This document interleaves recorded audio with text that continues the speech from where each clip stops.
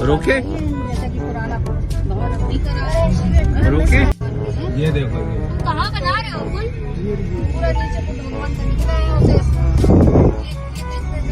India ने कब्जा कर लिया तो लेकिन अपन लौटते में घूम लेंगे। यहाँ से पानी गिरता होगा बरसात। मम्मा देखो कितने मम्मा चढ़ाई जा रहा है। मम्मा को डर लग रहा है। क्यों? अरे चलो चाय में नहीं। हाँ वैसे चलाना नहीं चाहिए आवाज है।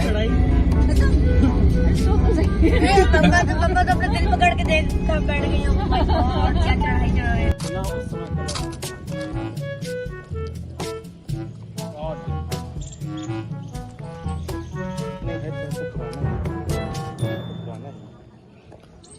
तू अगर करते कलर तो बाकी वो बाकी भी करते वो पूरा ही कर देते हैं।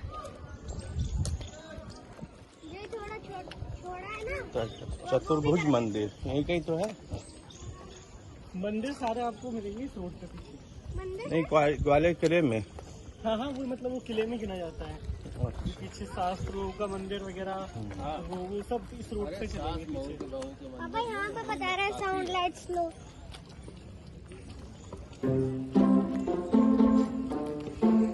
लगा लिए तो समझ लो आपने बहुत कुछ घूम लिया। 500 साल पुराना हुआ ये कितना पूरा मीना पेंट है 700 ईयर ओल्ड है पूरा। ये वाला 89 देख लो आपको पता चलेगा। रंगी रानी के बारे में बताएंगे, मान सिंह तोमर सिंह बहुत कुछ स्टोरी है।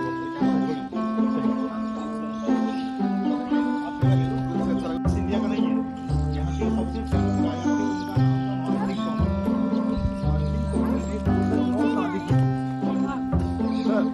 इन्होंने राजा मान सिंह तोमर का महल है ये किला नहीं है लेकिन हम आपको किला बनाने की जैसे किला मतलब अभी हम इस महल को घूमने जा रहे हैं। राजा मान सिंह तोमर के टोटल 9 रानियों ने जब हुआ था मेरे उनकी लास्ट रानी से कहा था मैं आपसे शादी करूंगी मेरी आपसे असली है मोटा रहता है देखो। ओहो अंदर तो गंदगी पड़ी है। बचपन का नाम हिंदी भाई था, बाद में मेरा नाम पड़ गया तो राजा शादी हुआ उसका नाम पड़ गया। ये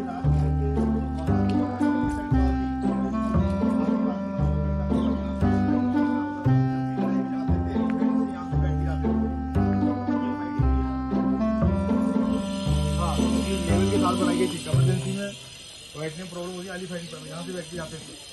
उधर क्यों क्या है बता रहे हैं ये पूरे सैनिक सोल्जर रूम थे। अभी ये फिलहाल लोगों के लिए बंद है क्योंकि इसमें बहुत सारी मूर्तियां जो खुदाई में निकलती हैं उनको यहाँ के अंदर रखा गया है। आपने अक्सर सुना होगा कि ग्वालियर एनिमल सबसे पार्टी सुंदर में स्टैचू कौन सी है। यहाँ की सुनिए यहाँ की है? सबसे सुंदर जो मूर्ति है उसका नाम है साल भंजिका या मोल। यहाँ पे राजा बैठते थे मतलब जानवर पे बैठते थे और यहाँ से जाते थे। कमर को देखो डांस करके नहीं आएगी। अभी आर्कोलॉजिकल म्यूजियम में कन्वर्ट कर दिया है। ये ऑफिस वगैरह है। पहले इसका एंट्री यहाँ से भी था। एक टैंक रखा है सर यहाँ से एंट्री था डोंडापुर गेट। झांसी की रानी जब लड़ाई करती हुई आई थी यहीं पर।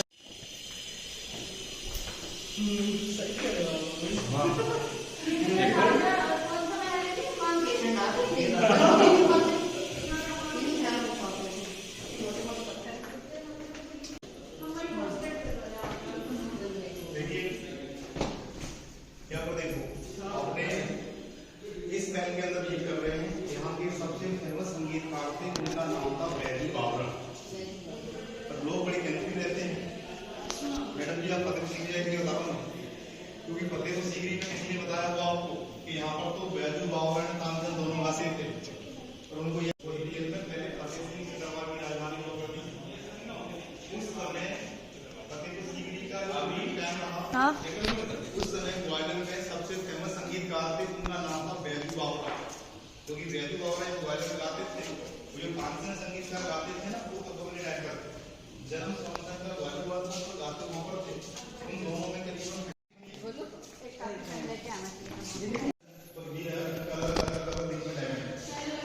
हाँ वो कलर मेरे डायमंड इस कलर मेरे डायमंड को नकली वाला बहुत ही तो ये पूरा कलर में डायमंड था और लगे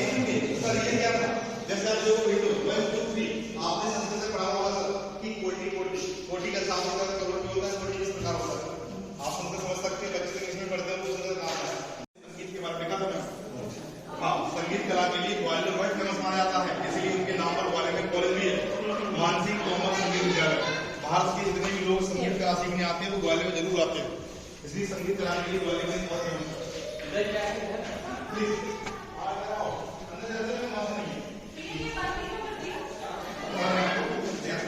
ये उनका स्टडी था, वो सामने सिखा रहे हैं, उसका गलत नहीं करा। पहले आप देखिए इसमें 7 से 8 एमएल मिक्स किए हुए हैं। इसके फेस को देखिए आप क्लियर, एलिफेंट जैसा।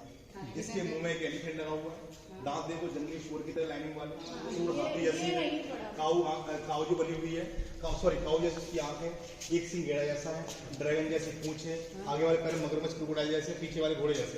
तो ये उनका लड़ाई की सिंबल था।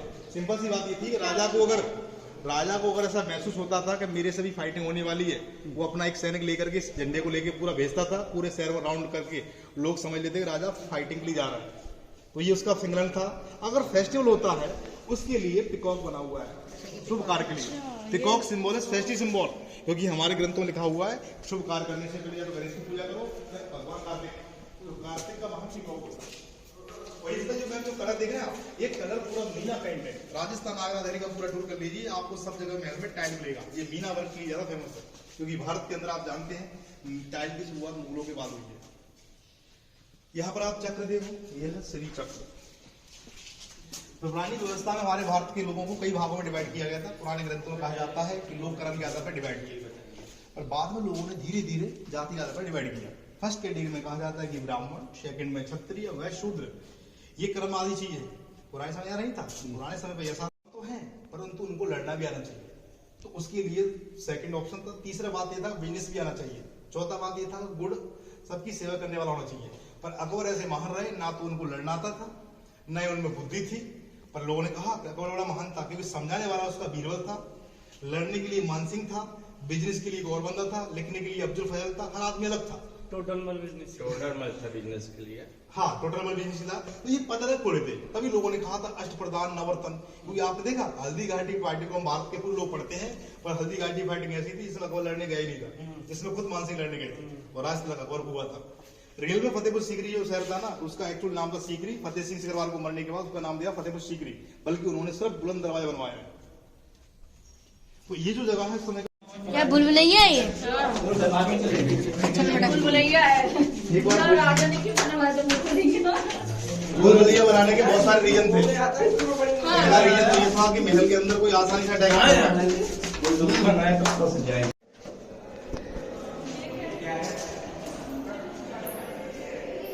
अभी आप देखिए आजकल के पास